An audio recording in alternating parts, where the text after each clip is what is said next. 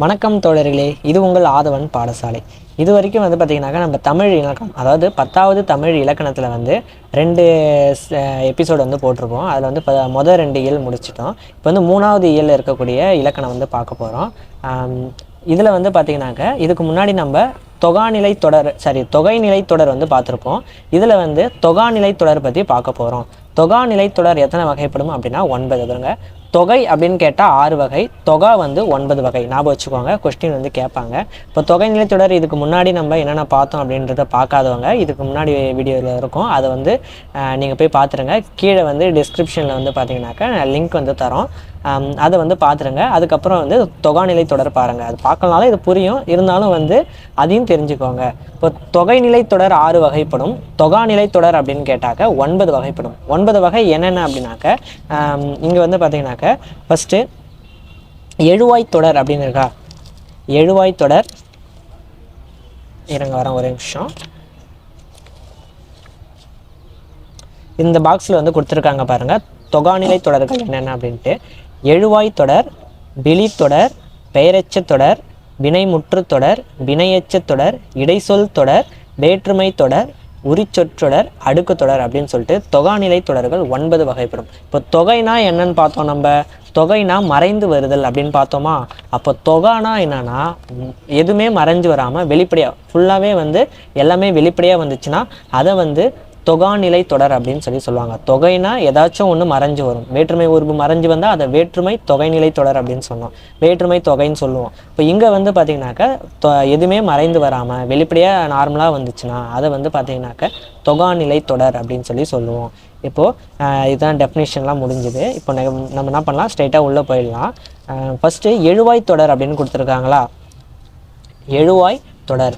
எழுவாய் தொடர் அப்படின்னா என்ன, ஃபஸ்ட்டு எழுவாய்னா என்னன்னு தெரிஞ்சுக்கணும். எழுவாய் அப்படிங்கிறது ஒரு தொடர் இருக்குன்னா அதில் பெயர் சொல் எப்பயுமே எழுவாயாக தான் இருக்கும். எழுவாய் அப்படின்னாலே பெயர் சொல்லாக தான் இருக்கும் அப்படின்றது தெரிஞ்சுக்கோங்க. இந்த எழுவாய் என்ன பண்ணும், ஏதாவது ஒரு பயனிலையை கொண்டு பயனிலைகள் தொடரும். ஓகேங்களா. ஸோ அது கொண்டு தான் முடியும். லாஸ்ட்டாக ஒரு வினை வந்துச்சுன்னா அதை பயனிலை அப்படின்னு சொல்லுவாங்க. எழுவாய்னா என்ன, பயனிலைனா என்ன. எழுவாய்னா ஒரு பெயர் சொல்ல குறிக்கும். ஒரு பெயர் சொல் வரும். ஒரு தொடரில் இருக்க ஒரு பெயர் சொல் எழுவாய். அதே தொடரில் இருக்கிற ஒரு வினையை ஒரு வினையில் முடியும். அந்த முடிகிற வினையை பயனிலை அப்படின்னு சொல்லுவாங்க. அதாவது பயன் நிலைத்து இருக்கும் இடம் தான் பயனிலை அப்படின்னு சொல்லுவாங்க. இப்போ ஈஸியாக ஒரு ஸ்டேட்மெண்ட்டை எடுத்தாக்க அதில் எது எழுவாய்ன்னு எப்படி கண்டுபிடிக்கலாம்னா, ஒரு ஸ்டேட்மெண்ட்டில் யார், எது, எவை, ஸோ இந்த 3 கொஸ்டின் நம்ம கேட்குற மாரி இருக்கும். அப்படி கேட்கும்போது இந்த 3 கொஸ்டினுக்கான ஆன்சர் இப்போ இங்கே பாருங்கள், இனியன் கவிஞர் அப்படின்னு இருக்கா. இப்போ யார் கவிஞர், இனியன். அப்போ இனியன் தான் இங்கே எழுவாய். அதே போல் காவிரி பாய்ந்தது அப்படின்னு இருக்கா. அப்போது எது பாய்ந்தது, காவேரி பாய்ந்தது. அப்போது இந்த எது அப்படிங்கிறதுக்கு விடை இங்கே என்னது, காவேரி. அப்போ காவேரி தான் என்னது, எழுவாய். அப்போ எழுவாய்னா என்னன்னு தெரியணும். பயனிலை அப்படிங்கிறது பயன் நிலைத்து இருக்கும் இடம் பயனிலை அப்படின்னு சொல்லுவாங்க. இந்த பயனிலை அப்படிங்கிறது எப்பயுமே ஒரு வினைச்சொல்லாக தான் இருக்கும். இப்போ எழுவாய் தொடர்னா என்னன்னு பார்ப்போமா. இப்போ எழுவாய் தொடர் அப்படிங்கிறது என்னென்னா, எழுவாயுடன் பெயர், வினை, வினா ஆகிய பயனிலைகள் தொடர்வது எழுவாய் தொடர் அப்படின்னு சொல்லுவாங்க. இப்போ இந்த எழுவாய் கூட ஏதாச்சும் ஒரு பயனிலை தொடர்ந்து வரும். அது ஒரு வினை பயனிலையாக இருக்கலாம், பெயர் பயனிலையாக இருக்கலாம், வினா பயனிலை, எப்படி எந்த பயனிலையாக இருந்தாலும் அந்த பயனிலை தொடர்வது, அதாவது வெளிப்படையாகவே அது தொடருது அப்படின்னா அதை எழுவாய் தொடர் அப்படின்னு சொல்லுவாங்க. அதுக்கான எக்ஸாம்பிள்ஸ் தான் இங்கே கொடுத்துருக்காங்க. இனியன் கவிஞர், இது ஒரு எழுவாய் தொடர். இதுக்கு நடுவில் ஏதாச்சும் ஒரு வார்த்தை ஏதாச்சும் மறைஞ்சிருக்கா அப்படின்னு பார்த்தா எதுவுமே மறைஞ்சில்லை. ஏதாவது மறைஞ்சு இருந்தால் தான் நம்ம என்ன சொல்ல முடியும், தொகையில் சொல்ல முடியும். மறையாமல் இருக்கிறதுனால இதை தொகையில் சொல்கிறோம். இப்போ காவிரி பாய்ந்தது அப்படின்னு பார்க்கும்போது இதுவும் அதே தான், எழுவாய் தொடர். பேருந்து வருமா, இங்கே கொஸ்டின் வருது. இது பெயர் பயனிலை அப்படின்னு சொல்லுவாங்க. இது வினை பயனிலை, இது வினா பயனிலை. ஓகேங்களா. இப்போ நெக்ஸ்ட்டு விழி தொடர் பார்ப்போம். விழினா என்னன்னா ஒரு அந்த ஆச்சரியக்குறி மாதிரி வரும் பார்த்தீங்களா. உணர்ச்சி சம்பந்தப்பட்ட ஒரு வார்த்தைகள் வருதுன்னா அங்கே விழி தொடர் அப்படின்னு சொல்லுவாங்க. விழினா இந்த ஒரு சில வார்த்தைகள், நண்பா அப்படின்னு சொல்லுவாங்க. கடிதம் எழுதும்போது நண்பா அப்படின்னு எழுதுவோம்ல, அந்த வார்த்தைகள்லாம் பார்த்தா விழி அப்படின்னு சொல்லுவாங்க. இப்போ இந்த வார்த்தை இதுக்கு நடுவில் எதுவுமே மறைஞ்சு வராமல் வெளிப்படையாகவே வருது அப்படின்னா அதை விழி தொடர் அப்படின்னு சொல்லுவாங்க. விழி தொடர், தொகை கிடையாது, தொடர். விழியுடன் ஒரு விழி வார்த்தை இருக்குது, நண்பா அப்படிங்கிறது ஒரு விழி. அது கூட வினை தொடர்வது விழி தொடர் அப்படின்னு சொல்லுவாங்க. இங்க என்ன வினை தொடருது, எழுது, நண்பா எழுது. அப்போது நண்பா அப்படிங்கிற ஒரு விழி, இந்த விழி கூட எழுது அப்படிங்கிற ஒரு வினை வந்து தொடருது. அப்போ தொடர்றதுனால இதுக்கு பேர் வந்து விழி தொடர் அப்படின்னு சொல்லி சொல்லுவாங்க. அடுத்தது வினைமுற்று தொடர். வினைமுற்று தொடர் அப்படின்னா என்னன்னா, இப்போது வினைமுற்றுனா என்னன்னு தெரிஞ்சுக்கோங்க. ஒரு வினை வந்து முடிஞ்சிருச்சு அப்படின்னா அதை வினைமுற்றுன்னு சொல்லுவாங்க. ஃபார் எக்ஸாம்பிள், பாடினால் முடிஞ்சிருச்சா, அந்த ஒரு ஸ்டேட்மெண்ட்டோட லாஸ்ட்டாக முடிஞ்சதுன்னா பாடினால் அதோட முடிஞ்சிடும். அதுக்கப்புறம் வந்து எதை கண்டினியூ ஆகுதான்னு பார்த்தா ஆகாது. இப்போது பாடினால்னா ஒரு வினைமுற்று. எழுதினான் அதோட முடிஞ்சிருச்சா, அது வந்து ஒரு வினைமுற்று. அப்போது இந்த வினைமுற்றை தொடர்ந்து ஏதாச்சும் ஒரு பெயர் சொல் வந்துச்சுன்னா அது வந்து வினைமுற்று தொடர் அப்படின்னு சொல்லி சொல்லுவாங்க. ஓகேங்களா? இது ஒரு வினைமுற்று. பாடினால்னா ஒரு வினைமுற்று. அதை அடுத்து கண்ணகி அப்படிங்கிற ஒரு பெயர் வந்து தொடருது. அப்போது இதுக்கு பேர் தான் வந்து வினைமுற்று தொடர் அப்படின்னு சொல்லி சொல்லுவாங்க. நெக்ஸ்ட் வந்து பார்த்தீங்கன்னாக்க பெயரெச்ச தொடர் அப்படின்னு சொல்கிறாங்க. பெயரெச்ச தொடர்னா என்னன்னா, முற்று பெறாத ஒரு வினை. ஓகேங்களா? அங்கே வந்து முற்று பெற்ற வினைனா வினைமுற்று தொடர் அப்படின்னு பார்த்தோம். பெயரெச்ச தொடருக்கும் வினையெச்ச தொடருக்கும் ஒரு சேர்த்து வச்சு நம்ம பார்க்கலாம். ஓகேங்களா? பெயரெச்ச தொடருக்கும் வினையெச்ச தொடருக்கும் என்ன டிஃப்ரென்ஸ் அப்படின்னு பார்த்தாக்க, ரெண்டுத்துலையுமே வந்து எடுத்த உடனே ஒரு வினை சொல் வரும். ஓகேங்களா? பெயரெச்ச தொடர்லையும் ஃபஸ்ட்டு வினை சொல் வரும். அதேமாரி வினையெச்ச தொடர்லையும் ஃபஸ்ட்டு ஒரு வினை சொல் வரும். அந்த வினை சொல் எப்படி இருக்குன்னா, முடியாமல் எஞ்சி நிற்கும். அதுதான் வந்து முற்று பெறாத வினை அப்படின்னு சொல்லி சொல்லுவாங்க. இவங்க கேட்ட அப்படின்னா வந்து ஒரு வினை சொல். அந்த வினை சொல் வந்து முழுமை பெறாமல் எஞ்சி பாதியோடு நிற்கிது. அடுத்தது ஏதாச்சும் ஒரு வார்த்தை வந்து சேர்ந்தாதான் அந்த வேர்டிங் வந்து கம்ப்ளீட் ஆகும். ஓகேங்களா? இங்கே வினையெச்சத்தில் வந்து பார்த்திங்கன்னா பாடி அப்படின்னு முடிஞ்சிருக்கா. அப்போ கேட்ட அப்படின்னாலும் ஒரு வினை எச்சம், பாடி அப்படின்னாலும் ஒரு வினை எச்சம். இப்போ இந்த வினை எச்சத்தை தொடர்ந்து ஏதாச்சும் ஒரு பெயர் சொல் வந்து சேர்ந்துச்சுன்னா, பாடல் அப்படிங்கிறது ஒரு பெயர் சொல்லா, ஒரு பெயர் சொல் வந்து சேர்ந்துச்சு அப்படின்னாக்கா வந்து பார்த்தீங்கன்னாக்க பெயரெச்ச தொடர் அப்படின்னு சொல்லி சொல்லுவாங்க. பாருங்கள், கேட்ட அப்புறம் இங்கே பாடின்னு இருக்குது. இப்போ கேட்ட அப்படிங்கிறது ஒரு முற்று பெறாத வினை, பாடி அப்படிங்கிறது ஒரு முற்று பெறாத வினை. இந்த ரெண்டு முற்று பெறாத வினையும் அடுத்து என்ன ஒரு வார்த்தை வருதுன்னா நம்ம பார்க்கணும். ஒரு பெயர் சொல் வந்து சேர்ந்துச்சுன்னா அது பெயரெச்ச தொடர். அதுவே ஒரு வினை சொல் வந்து சேர்ந்துச்சுன்னா அது வந்து பார்த்தீங்கன்னாக்க வினையெச்ச தொடர் அப்படின்னு சொல்லி சொல்லுவாங்க. இப்போ பாடல் அப்படிங்கிறது ஒரு பெயர் சொல், மகிழ்ந்தனர் அப்படிங்கிறது ஒரு வினைச்சொல். அப்போ இதோட கம்ப்ளீட் ஆகுதா இந்த வேர்டிங்ஸு? இப்போ ஒரு முற்று பெறாத வினையை தொடர்ந்து பெயர் சொல் வந்து சேர்ந்துச்சுன்னா பெயரெச்ச தொடர், வினை சொல் வந்து சேர்ந்துச்சுன்னா வினையெச்ச தொடர். இதுதான் இது ரெண்டுத்துக்குள்ள டிஃப்ரென்ஸ். இதில் லாஸ்ட்டாக வந்து பார்த்தீங்கன்னா பெயரெச்ச விகுதிகள் சொல்லுவாங்க. பெயரெச்ச விகுதிகள் என்னென்னா, இப்போ கேட்டேன் அப்படின்னு சொல்லும்போது ஆ வந்து லாஸ்ட்டாக முடியுதா, அப்போது ஆ வந்து ஒரு பெயரெச்ச விகுதி. அடுத்தது வினையெச்சத்தில் வந்து பார்த்தீங்கன்னாக்க ஈயும் ஊவும் வினையெச்ச விகுதிகளாக வரும். ஓகேங்களா? அது வந்து ஞாபகம் வச்சுக்கோங்க. அது வந்து வினையெச்ச விகுதி. அப்போது அந்த பாடி அப்படிங்கிற வார்த்தையை பிரித்தோன்னா இட்டு கூட்டல் ஈ அப்படின்னு வருமா, இட்டு கூட்டல் ஈ அப்படின்னு வரும். இப்போ இந்த ஈங்கிறது ஒரு வினையெச்ச விகுதி. ஒரு வினையோட எஞ்சி நிற்கிற லாஸ்ட்டு அந்த விகுதி வந்து என்னென்னா, இங்கே வந்து ஆ வரும், இங்கே வந்து ஈ வரும். ஓகேங்களா? இப்போது இது ரெண்டும் முடிஞ்சுது. நெக்ஸ்ட்டு வந்து பார்த்தீங்கன்னாக்க வேற்றுமை தொடர். இதுக்கு முன்னாடி தொகைநிலை தொடரில் நம்ம வேற்றுமை தொகை பார்த்தோம். இது வேற்றுமை தொடர். ரெண்டுத்துக்கு என்ன டிஃப்ரெண்ட்னா, தொகைனா அங்கே வேற்றுமை உருபு மறைஞ்சு வரும். தொகை அப்படின்னா வந்து தொடர் அப்படின்னு வரும்போது வேற்றுமை உருபு வந்து வெளிப்படையாக வரும். அப்போது வேற்றுமை உருபு வெளிப்படையாக வந்துச்சுன்னா அது வேற்றுமை தொடர் அப்படின்னும், அதே வேற்றுமை உருபு மறைந்து வந்தால் அது வேற்றுமை தொகை அப்படின்னு சொல்லுவாங்க. இப்போ தொடர் தொகை இதெல்லாம் கம்பேர் பண்ணி படிச்சுக்கணும். வேற்றுமை உருபுகள் இதுக்கு முன்னாடி வீடியோவில் நம்ம சொல்லிட்டோம். மொத்தம் 8 வேற்றுமைகள் இருக்குது. அந்த 8 வேற்றுமையில் 6 வேற்றுமைக்கு மட்டும்தான் உருபுகள் இருக்கும். முதல் வேற்றுமைக்கும் 8வது வேற்றுமைக்கும் வந்து பார்த்தீங்கன்னாக்கா உருபு இருக்காது. இப்போ மீதி இருக்கிற உருபுகள் வந்து பார்த்தீங்கன்னாக்கா 2லேருந்து 7 வரைக்கும் ஐயால் கூ இன்னது கண் அப்படின்னு சொல்லி சொல்லுவாங்க. அதை ஞாபகம் வச்சுக்கோங்க. இங்கே கொடுத்துருக்காங்க ஐ ஆல் கூ இன் அது கண். ஸோ இது வந்து நம்ம போன வீடியோஸ்லேயே வந்து பார்த்துட்டோம். அதை பார்க்காதவங்க போய் பார்த்து தெரிஞ்சுக்கோங்க. ஐயாளுக்கும் இன்னது கண், இதுதான் வந்து வேற்றுமை உருபுகள். 6 வேற்றுமை உருபுகள் இருக்குது. மொத்தம் வேற்றுமை அப்படின்னு கேட்டாக்கா 8. முதல் வேற்றுமைக்கும் 8ஆம் வேற்றுமைக்கும் உருபு கிடையாது. ஓகேங்களா? இப்போ நெக்ஸ்ட்டு வந்து பார்ப்போம். அடுத்தது இடைச்சொல் தொடர். இடைச்சொல் தொடர் அப்படின்னு பார்க்கும்போது இடைச்சொல் அப்படின்னு எதெல்லாம் சொல்லுவாங்க, உம்மு மற்று இந்த வார்த்தைகள்லாம் வந்து பார்த்தீங்கன்னாக்க இடைச்சொல் அப்படின்னு சொல்லுவாங்க. இங்கே வந்து மற்று அப்படிங்கிற வார்த்தையை வச்சு கொடுத்துருக்காங்க. இடைச்சொல்லுடன் பெயரோ வினையோ தொடர்வது இடைச்சொல் தொடர். இப்போ ஒரு இடைச்சொல் மற்று அப்படிங்கிற ஒரு இடைச்சொல் இருக்கு, அதை தொடர்ந்து ஒரு பெயர் சொல்லும் வரலாம், ஒரு வினை சொல்லும் வரலாம். எந்த வார்த்தை வந்தாலும் சரி அதை வந்து இடைச்சொல் தொடர் அப்படின்னு சொல்லுவாங்க. ஓகேங்களா, இவ்வளோ, அதாவது மறையாம வெளிப்படையாகவே தொடர்ந்து வருது, அதனால வந்து இது இடைச்சொல் தொடர். அடுத்தது வந்து உரிச்சொற்றொடர். உரிச்சொல் தொடர் அப்படின்னு பார்க்கும்போது ஒரு உரிசொல் இருக்குது, உரிசொல்லுடன் அதே போல் இடைச்சொல் கூட எப்படி ஒரு வினையும் ஒரு பெயரோ வினையோ தொடர்ந்து வருதோ அதே போல் உரிசொல்லுடன் ஒரு பெயரோ வினையோ வந்து தொடர்ந்து வரும். ஸோ அதுதான் வந்து உரிசொல் தொடர் அப்படின்னு சொல்லுவாங்க. அப்போ உரிசொல் அப்படின்னா என்னன்னா மிகுதிப்படுத்துகிற வார்த்தைகள்லாம் வரும். எதுனா உரு, தவ, நனி, கழி, மா, இது எல்லாமே வந்து பார்த்தீங்கன்னாக்க உரிசொல் அப்படின்னு சொல்லுவாங்க. இப்போ மா ஞாலம் அப்படின்னு வரும். மானா உரிசொல் வெளிப்படையாக வந்துருச்சுல்ல, அதனால வந்து மா ஞாலம் அப்படின்னா உரிசொல் தொடர். மாநாடுன்னு சொல்லுவாங்க.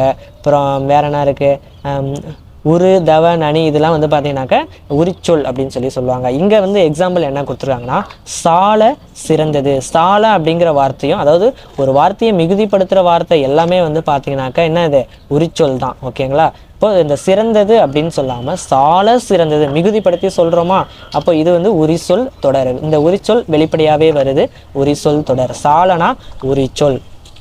ஓகேங்களா, இப்போ நெக்ஸ்ட்டு அடுக்கு தொடர். இப்போ அடுக்கு தொடர் வந்து அப்படின்னு பார்க்கும்போது ஒரு சொல் வந்து 2, 3, 4 மேக்ஸிமம் 4 முறை வரைக்கும் ஒரே வார்த்தை ரிப்பீட்டடாக வரும். ஓகேங்களா, இப்போ அடுக்கு தொடர் எப்படி கண்டுபிடிக்கணும்னா, இப்போ நான் ஒரு 4 வார்த்தை கொடுத்துருக்காங்க. இங்கே பாருங்கள், வருக வருக வருகன்னு கொடுத்துருக்காங்களா, இந்த வருக வருக அப்படின்ற வார்த்தையை தனித்தனியாக எடுங்க. வருக அப்படின்னு தனியாக எடுத்து, வருக இன்னொரு வார்த்தையும் தனியாக எடுத்து, இப்போ தனித்தனி வார்த்தையாக நம்ம பிரிக்கும் போது அந்த வார்த்தை வந்து பொருள் கொடுத்துச்சுன்னா அதை வந்து அடுக்கு தொடரில் சொல்லுவாங்க.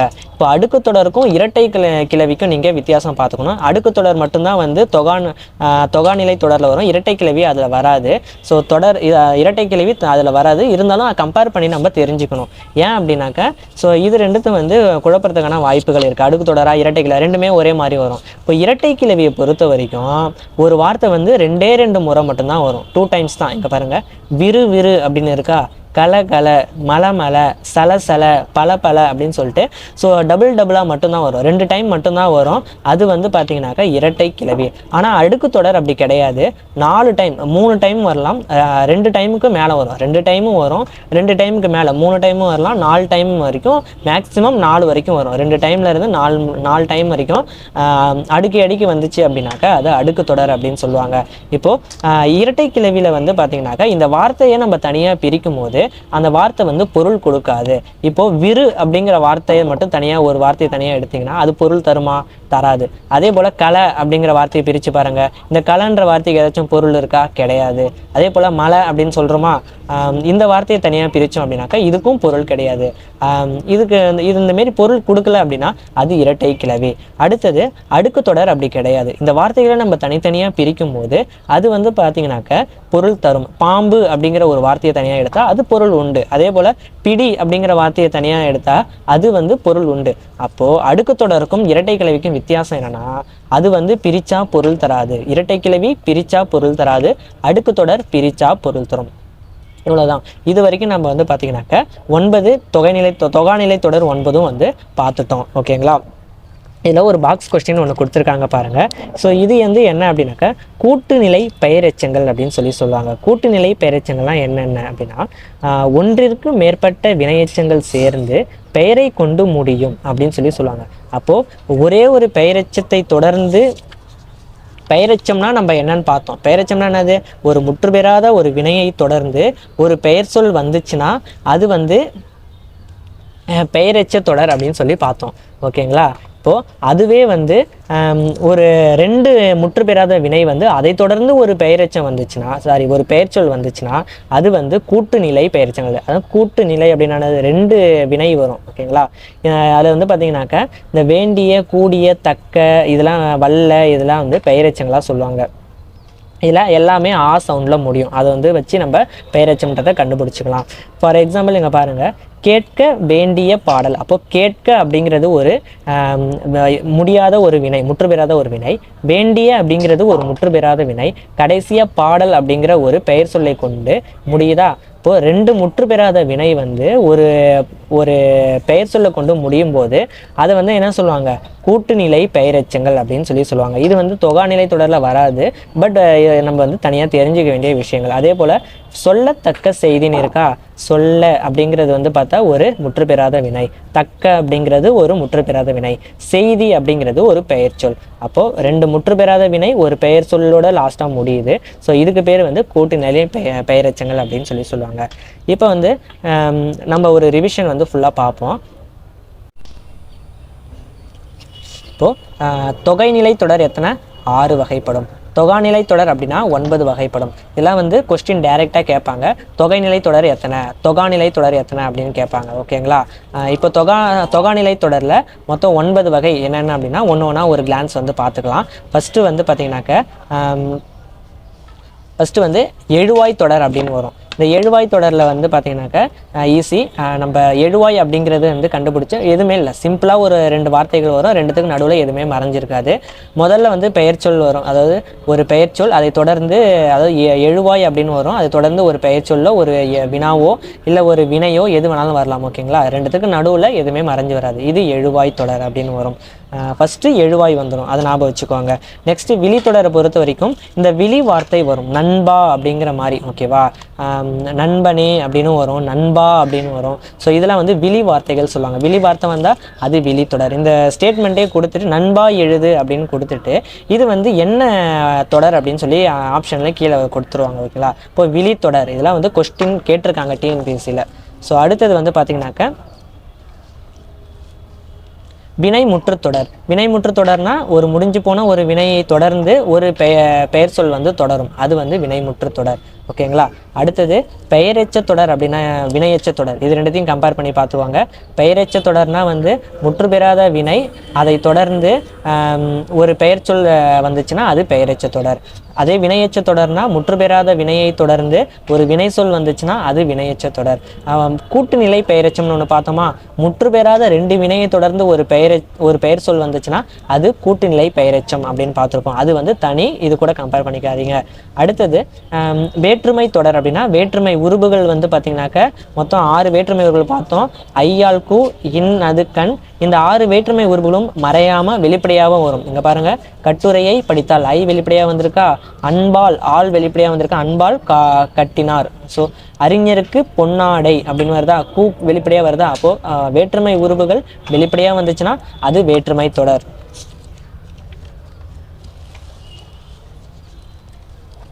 அடுத்தது இடைச்சொல் தொடர். இப்போ ஒரு இடைச்சொல் வந்து வெளிப்படையாக வரும், அப்படி வெளிப்படையாக வந்துச்சுன்னா அது இடைச்சொல் தொடர் அப்படின்னு சொல்லுவாங்க. இடைச்சொல்னா மற்று, இதெல்லாம் வந்து இடைச்சொல்ல வரும். இப்போ மற்று அப்படிங்கிறது வெளிப்படையாக வந்துச்சுன்னா அது வந்து இடைச்சொல் தொடர். அந்த இடைச்சொல்லை தொடர்ந்து ஒரு பெயரோ ஒரு வினையோ தொடரும். ஓகேங்களா? அதையும் ஞாபகம் வச்சுக்கோங்க. அடுத்தது உரிச்சொல் தொடர் அப்படின்னா எதுலாம் உரிச்சொல் சொன்னோம்? உரு, தவ, நனி, கழி, மா, சால. ஒரு வார்த்தையை மிகுதிப்படுத்துறதுக்காக பயன்படுத்துகிற எல்லா வார்த்தைகளும் வந்து உரிசொல் தான். ஓகேங்களா? இப்போ உரிசொல் தொடர் அப்படின்னா அந்த உரிசொல் வெளிப்படையாக வரும், ஒரு பெயரையோ வினையோ தொடர்ந்து வரும். அடுத்தது அடுக்கு தொடர். அடுக்கு தொடர்னா வந்து ஒரு வார்த்தை வந்து 2, 3, 4 முறை வரைக்கும் அடுக்கி வரும். அது பிரித்தா வந்து பொருள் தரும், அதை ஞாபகம் வச்சுக்கோங்க.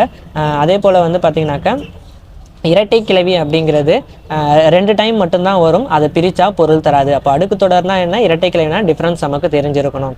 ஓகேங்களா? இதெல்லாம் வந்து இலக்கண குறிப்பு தருக அப்படின்னு சொல்லிட்டு கொஸ்டின் வந்து டைரெக்டாக கேட்பாங்க. ஒரு வார்த்தையை கொடுத்துட்டு இப்போ விறுவிறு அப்படின்னு கொடுத்துட்டு இலக்கண குறிப்பு தருக அப்படின்னு கேட்பாங்க.